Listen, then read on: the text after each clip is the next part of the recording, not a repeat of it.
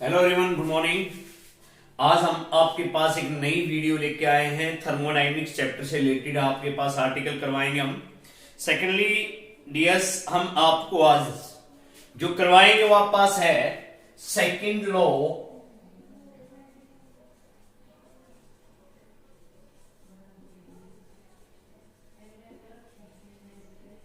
Thermodynamics. इसके statements और थोड़ा सा गिब्स फ्री एनर्जी के बारे में आपको एक्सप्लेन करेंगे।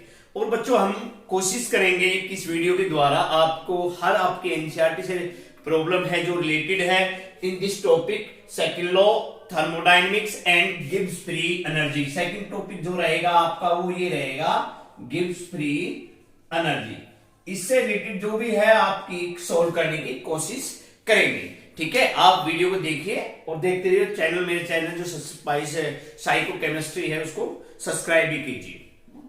अपनी नोटबुक पेन निकाल लीजिए। स्टेटमेंट है बच्चों जो सेकंड लॉ ऑफ थर्मोडायनेमिक्स है।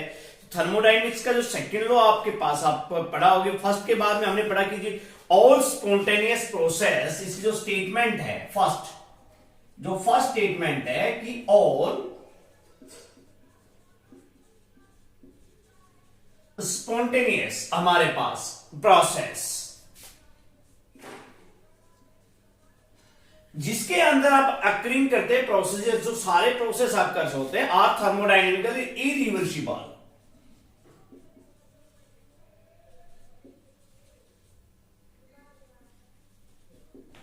Thermodynamically irreversible, that is your first statement of second law of thermodynamics। Clear है कि भाई हमारे पास हमने फर्स्ट लॉ को पढ़ा था, कंसेप्ट किया था फर्स्ट लॉ का, तो उसके अकॉर्डिंग आपके पास क्या आ गया कि all spontaneous process are thermodynamically पास इरिवर्सिबल इसमें। और दिस प्रोसेस जो आपके पास जो शो करता है about the reverse directions that bye be used, किसके द्वारा यूज किया जाता है? एजेंसी। हमारे पास सेम क्वांटिटी एजेंसी फर्स्ट को हमारे पास प्रोसेस एक्सटर्नल एजेंसी के द्वारा यूज किया गया प्रोसेस है। क्लियर है हमारे पास। अब for example which can be made to go, for example कहां से हमारे पास up hill with an electrical motors. किस पे एग्जांपल इस चीज का है हमारे पास, जो कि भाई आप पास water can be made to go, कि पानी है ये आपके पास, ये है वाटर। इसका एग्जांपल सेकंड इरिवर्सिबल बात कर रहे हैं कि वाटर आप पास, इसका एग्जांपल की बात कर रहा हूं इसमें। इस डेफिनेशन के according that the example will be water can be made go up hill with an electric motor. तो ये जो वाटर है हमारे पास, यहां हमने क्या लगा दी? इलेक्ट्रिक मोटर लगा दी। और इसके द्वारा ये हमारे पास कोई क्या है, आपस माउंटेन है या रोक है, कोई भी चट्टान पहाड़ी सी, इसके ऊपर जो पानी का जाना वो किसके द्वारा हुआ? इलेक्ट्रिक मोटर के द्वारा। ठीक है, that is called second law of thermodynamics. Clear point आपके पास। ये सेकंड कह रहे हैं हमारे पास, ये आप पास कि भाई जैसे T can be made by hot against by किसके द्वारा? आपके पास हीटिंग। दूसरा अगर एग्जांपल है कि टी is made by, आप पास बनाई गई हमारे पास again by heating,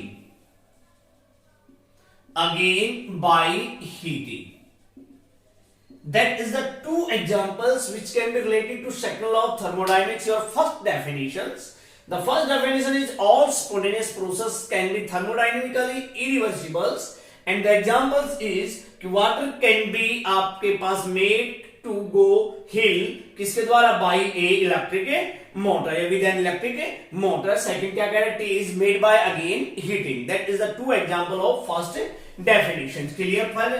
अब देखिए नेक्स्ट आपके पास सेकंड डेफिनेशन। हमारे पास क्या कह रहे हैं सेकंड डेफिनेशन कि the complete convergence of heat, the complete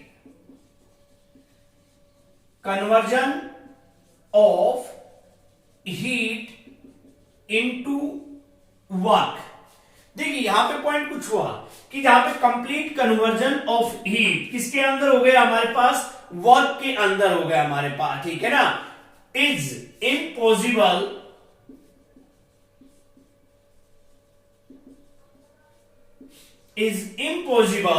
without leaving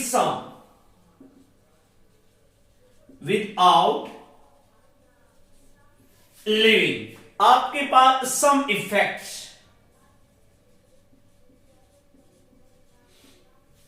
अब वो आप पास क्या कह रहे हैं, सम इफेक्ट्स की बात कर रहे हैं, आप पास सम इफेक्ट ही आपके पास कहेंगे सेकंड डेफिनेशन एज वेयर भी लिख सकते हो आप, आगे ज्यादा वो करो तो ये लीजिए, ठीक है। That is your second definition, the complete conversion of heat into work is impossible without any leaving some effect. ये आपके पास एक नई डेफिनेशन आपके पास है, ठीक है। अब इन जो डेफिनेशंस को हमने मिलाया, सेकंड डेफिनेशन है, एक डेफिनेशन और भी है भाई हमारे पास सेकंड लॉ ऑफ थर्मोडायनेमिक्स की। तो भाई फर्स्ट तो कह रहा है कि इरिवर्सिबल बोल रहा है, ये भी वही बात कह रहा है कि complete conversion of heat into work. Third definition कह रहा है without the help of an external agency, without of help any external energy, किसी भी एनर्जी की बिना हेल्प के हमारे पास, ठीक है, एनर्जी कह सकते हो, यहां पर हमने कहा एजेंसी, ओके, एजेंसी भी हमारे स्पॉन्टेनियस प्रोसेस, ए स्पॉन्टेनियस प्रोसेस, आपके पास एक spontaneous process can not be reversed,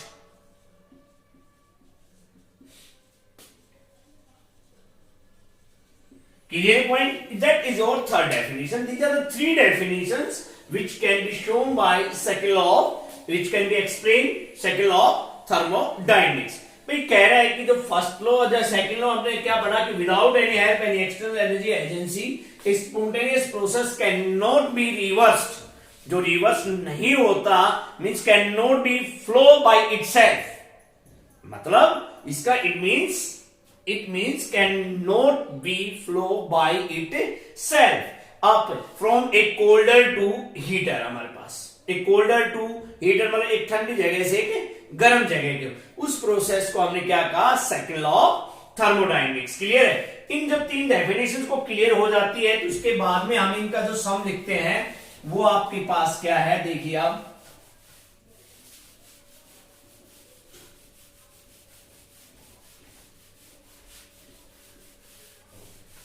जब तीन डेफिनेशन आप लोगों ने स्टडी कर ली इनके बारे में, तो तीन के बाद में हमारे पास जो कहता है कि सिंस ऑल नेचुरली अक्यूरिंग, जो हमारे पास क्या है, process are spontaneous and accommodate आपके पास कहते by the entropy, terms of entropy से।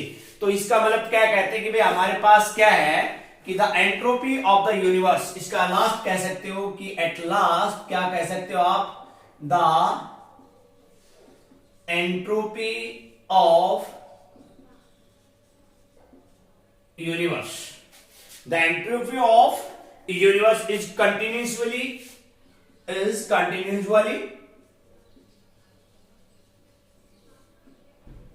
increases। तो उससे क्या हुआ, इससे हमारे पास जो तीनों डेफिनेशन, जो स्टेटमेंट आप लोगों ने पढ़ा अबाउट दिस थ्री डेफिनेशन जो आपके पास डिफाइन किया गया सेकंड लॉ स्टेटमेंट, तो the entropy of the universe is continuously increases, ये आपके पास हुआ हमारे पास। That is the new definitions of second law of thermodynamics. Clear ये पॉइंट आपके पास। अब now we are study about Gibbs free energy. Second topic is our Gibbs free energy. Now Gibbs free energy आपके पास, देखिए मैं आपके पास process कहते हैं गिब्स फ्री एनर्जी क्या है हमारे पास बच्चों, G is equal to H minus T S. Clear है? G is equal to H minus T S, ये आपके पास that is your Gibbs free energy. H is your heat content, T temperature, ठीक है आपके पास temperature, and S entropy of the system. Clear हुए हमारे पास। और जी आपको पता ही है गिब्स फ्री एनर्जी हमारे पास, ठीक है। और ये हमारे पास जो गिब्स फ्री एनर्जी है, इसको हम दूसरा नाम इसका दे भी दें, इसको और गिब्स फंक्शन, सेकंड नेम क्या रहेगा, गिब्स फंक्शंस। क्लियर हमारे पास। अब कह रहे कि एज बिफोर, जो हमने पहले पढ़ा हुआ है कि फॉर आइसोथर्मल प्रोसेस,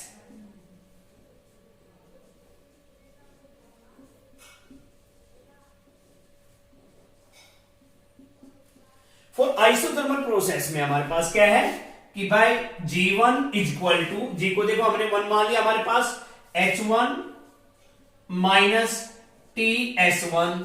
क्लियर हमारे पास। F1 माना है तो किसके लिए है, for initial stage, initial stage कहते हैं state. And now that is clear, G2 is equal to H2 minus TS2, that is your for final state. Clear हुआ हमारे पास, ठीक है। Where delta G is equal to G2 minus G1, put up this value, common आ गए हमारे पास, H2 minus H1, put up G2 value H2 minus TS2, G1 H1 minus T1, same है हमने ले लिया। यहां पे हमारे पास क्या आ गया, कॉमन क्या आ गया, T S2 माइनस S1। यहां तक बताइए बात हो गई। अब देखिए G2 क्या है, ये डेल G क्या है, ये आपके पास ये है फाइनल स्टेज माइनस इनिशियल, ठीक है। अब आपके पास क्या आ गया, del G is equal to del H minus T del H, that is the relation of, या आप कह सकते हो change in Gibbs free energy. Del this word, ये आपके पास ये वाला, ये आपके पास बताता है हमारे पास एक लार्ज चेंज को, किसको इंडिकेट करता है, लार्ज चेंज को हमारे पास, ठीक है। अब आपका क्या आ गया, del G equal to del H minus T del S, ये आ गया, that is your Gibbs free energy change, ठीक है।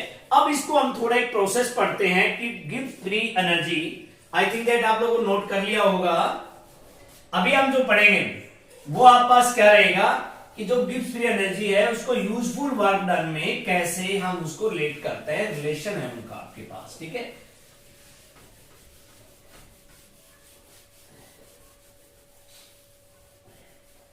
चलिए अब बात करते हैं Gibbs free energy change, del G, और उसके आप पास and non mechanical work,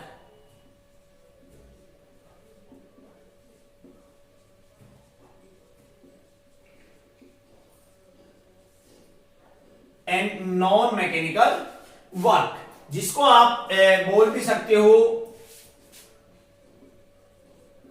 useful work. Clear. And you know about that W is equal to P delta V and W is equal to minus P delta V। Clear, ये point आप लोग जानते हैं। You know about that W is equal to P del V and W is equal to minus P del V। That is code कब आएगी ये कंडीशन, work done on the system, और that will be by the system।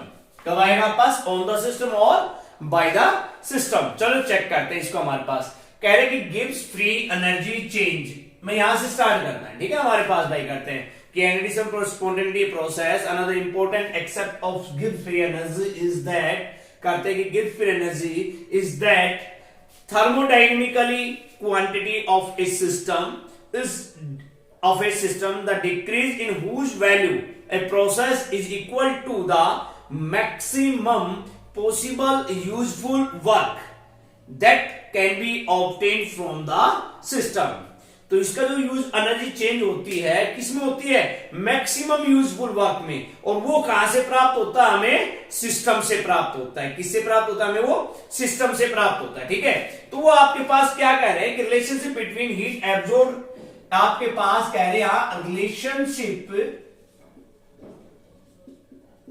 Between heat absorb, और जिसको आप heat absorb को किससे लिखते हो, क्यू, आप पास क्यू। ठीक है, and the change in internal energy del U, क्या है आपके पास, change in internal energy, and किसके द्वारा भाई, work done by the system W. ठीक है, आपके पास is given by the equation of first law of thermodynamics. किसके अकॉर्डिंग दी हुई, इन तीनों क्वांटिटी में डिफरेंस निकालना है, किसके according, first law of thermodynamics. First law of thermodynamics क्या था भाई आप पास, Q is equal to del U plus, आप पास आ गया। और जो वर्क हुआ वो बेटा दो टाइप में होगा डियर्स, किसमें हो गया हमारे पास, एक W expansion and second is W non expansion. ठीक है, दैट इक्वेशन फ्रॉम किससे, first law of thermodynamics. Clear है पास।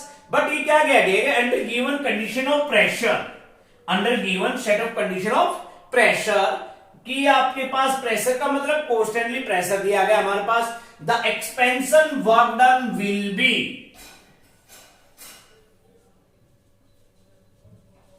The expansion work done will be आपके पास is given as P delta V।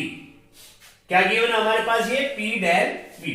तो this value put up in this equations, that is your first equation, आप put up कर सकते हो। ठीक है, and that is your second equation, क्या आ जाएगी भाई, Q is equal to delta U plus P del V plus W non expansion, that is second equation. बताइए, दो इक्वेशन आप पास हो गई, बट वी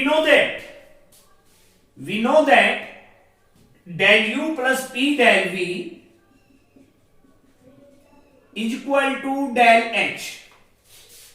किसके बारे में पढ़ा हमने, कि del U plus P del V is equal to del H, तो that will be Q is equal to del H plus W non expansion work.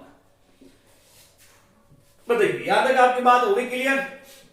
But we know that the entropy, change in entropy del S is equal to, हमारे पास del S is equal to Q reversible over T, and Q reversible is equal to T del S, that is your equation third, and that value put up in equation third, T del S is equal to del H plus W non expansion. यहां तक बताइए बात clear आप पास।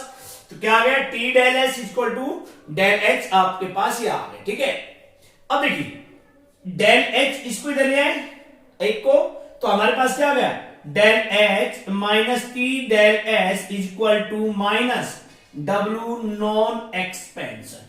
यहां तक बताइए, क्या यहां तक ये बात क्लियर हुई आपके पास कि del H minus T del S is equal to minus W. इस डेल एच को इसको इधर ले आओ माइनस, इसको उधर ले जाओ माइनस। यहां तक बात क्लियर है, तो आगे चले। By change taking under given the condition of constant temperature. अब ये इक्वेशन हो गई फोर्थ। तो एट कांस्टेंट टेम्परेचर, अब बात करते हैं at constant temperature del G is equal to आपके पास क्या आ गया, डेल G, ये आ गया आपके पास W not del G del H minus T del S। तो डियर आपको यही प्रूव करना था इसमें। ठीक है, आंसर प्रूव आपके पास हो गया कि द रिलेशन बिटवीन किसके बीच में, Q del U and W that will be give goes to del G equal to del H minus T del S। Clear हुआ आपके पास ये, that will be a new expansion. यहां पे हमारे पास डेल जी सब्स्टिट्यूटिंग किया तो हमने किसको सब्स्टिट्यूट किया, इसको सब्स्टिट्यूट किस पे किया, डेल जी पे। क्लियर यहाँ पे। ये आपके पास क्या था कि वर्क डन एक यूजफुल एक डेल्टा जी और नॉन मैकेनिकल वर्क डन के बीच में एक रिलेशन था। देखिए आपने क्यू के बाद क्यू को पता है आपको हीट है, डेल यू को पता है change in internal energy, work है, वर्क को मैंने ऑलरेडी लिख रखा है P delta V P minus P del V. अगर पॉजिटिव होता तो इसका मतलब work done on the system है, नेगेटिव है तो बाय द सिस्टम है। ठीक है, ये आपके पास यूजफुल वर्क में तो जो आपके पास सिमिलर कैसे, इसको हमने कहा दैट है ये आपका गिव्स फ्री एनर्जी, जो आपने बोला ये वाली, ये आया आपके पास ये वाला relation, this types of relation of work done. इसको आप क्या कह सकते हो, that is called also Helmholtz free energy.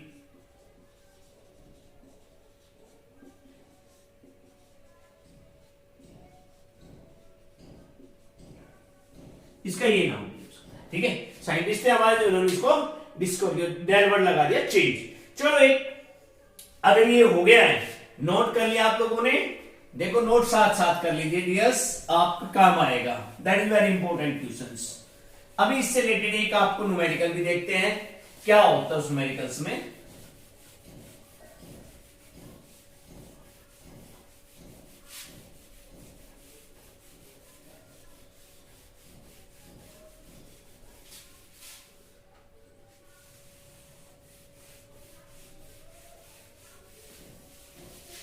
देखिए हमने जो पढ़ा मैं फॉर्मूले जब पुटअप कर देता हूं, del G is equal to del H और टी डेल एस। हमने एक फार्मूला ये पढ़ा है, W इज इक्वल टू पी डेल्टा वी एक ये पढ़ा है, del S is equal to Q reversible over T एक ये पढ़ा है। These three formulas you can study or read about in this video. So we are now one numerical I will do from related enthalpy and first numerical, आपकी एक numerical करते हैं इसमें, problem first करते हैं। ग्रेट, देखते हैं क्या होता है। हमारे पास कह रहा है कि भाई हमारे पास एंथैल्पी एंड एंट्रोपी चेंज, सुन लीजिए आप आराम से।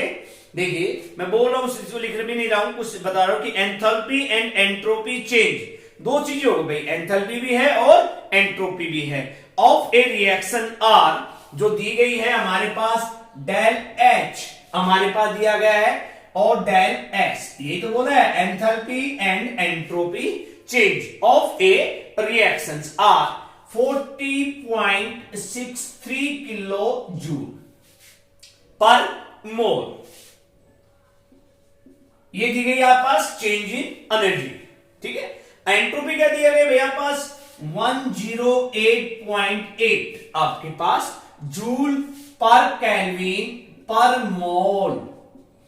तो क्या दिया गया, enthalpy and entropy of a chemical reactions is given as, आप पास कह रहे predict the feasibility of the reactions at, कहां आपको निकालना किस पे है, 27 डिग्री सेल्सियस के ऊपर। ठीक है, तो डीएस क्या निकालना है आपको, प्रेडिक्ट द मींस डेल जी निकालना है, कब निकालना है, एट 27 डिग्री सेल्सियस। तो dears you know that temperature की बात कर लेते हैं, टेम्परेचर कितना केल्विन में कन्वर्ट कर लेते हैं इसकी एसआई यूनिट के अंदर, तो कितना हो गया 300 kelvin. Clear.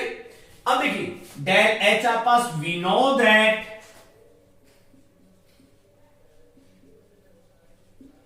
Del G is equal to del H minus T del S, relation आप लोगों ने अभी निकाला, इसमें देखा वीडियो में, and del H minus T del S। Clear यहाँ पे, and put up the value of del H here 40.63 minus 300 into, and that is our 108.8। Clear भाई, ये यूनिट तो लिखना है हमें, किलो जूल पर मोल जूल पर केल्विन को आप पास। क्लियर है आप पास, ये चीजें आप लिख दिए इनको। And after solving from this process you can get 7990 joule. ठीक है, 7990 जूल पर मोल। देखिए इसकी यूनिट केल्विन, इसकी जूल पर केल्विन पर मोल, और इसके हमारे पास क्या थी भाई, किलो जूल पर मोल। ठीक है, वो आपने लिख दिया। इसको यूनिट में कितने मिल गए हमारे पास कि डेल जी की वैल्यू क्या आ गई भाई 7990 जूल पर केल्विन। तो इसका मतलब सिंस डेल जी आप पास comes out to be positive, तो यहां पर हमारे पास डेल जी की वैल्यू क्या आई है डियर्स पॉजिटिव। ठीक है, तो इसका मतलब क्या है पॉजिटिव है, तो डेल जी क्या है ग्रेटर देन 0, और डेल जी जब ग्रेटर देन 0 आ गया तो इसका मतलब वैल्यू क्या आई है पॉजिटिव आ गई। तो इसका मतलब reaction is not feasible in forward direction. It means the reaction is not feasible in forward direction. Clear point आप पास कि वो आपके पास reaction is not feasible in the forward direction नहीं हो सकती कब डेल जी की वैल्यू आप पास क्या आ रही है पॉजिटिव आ रही है। तो बच्चों इससे रिलेटेड न्यूमेरिकल्स आपके पास इन योर एग्जामिनेशंस 1 मार्क्स का क्वेश्चन पूछा जाएगा। आपसे पूछा जाएगा to give the value of del G, 4 option दे दिए जाएंगे और लिखा जाएगा कि that reaction will be feasible. 2 types question will be arises in this type of numericals. First is your to give the reaction is feasible or not feasible, means that it's spontaneous or non-spontaneous. तो आप पास एक वो point हो जाएगा। Secondly पूछा जाएगा कि आपका delta G is positive greater than is positive या नेगेटिव। थर्ड पॉइंट आपके पास ये भी हो सकता है कि डेल्टा जी है दैट विल बी पॉजिटिव है, नॉन स्पॉन्टेनियस प्रोसेस में आकर हो रही है। ठीक है, तो that will be today in this video you are discuss about the definitions of second law of thermodynamics and gives free energy change relations and related to numericals. You can also do any different kinds of numericals related with these 3 formulas. Del G is equal to del H minus T del S, W is equal to P del V, del S is equal to this. Thank you.